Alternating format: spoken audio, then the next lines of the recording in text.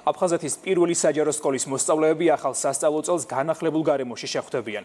პროექტს აფხაზეთის განათლებისა და კულტურის სამინისტრო, საქართველოს განათლების, მეცნიერებისა და ახალგაზრდობის სამინისტროს ხელშეწყობით ახორციელებს.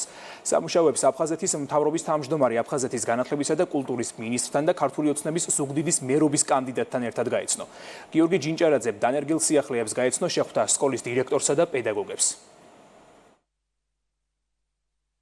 აფხაზეთის მთავრობისთვის უნიშნელოვანესი პრიორიტეტია, რომ ჩვენი მოსწავლეები შეხვდნენ ახალ სასწავლო წელს გაუმჯობესებულ გარემოში. მე მინდა მადლობა გადაუხადო საქართველოს განათლების, მეცნიერების და ახალგაზრდობის სამინისტროს მნიშვნელოვანი მხარდაჭერისთვის იმ პროექტის განხორციელებაში, რაც დაეხმარება ჩვენი აფხაზეთის სკოლის ინფრასტრუქტურულ გაუმჯობესებას. აფხაზეთის განათლებისა და კულტურის სამინისტრო მთელი საქართველოს მასშტაბით ახორციელებს აფხაზეთის საჯარო სკოლების მონიტორინგს, რათა დეტალურად შევისწავლოთ სკოლებში არსებული მდგომარეობა.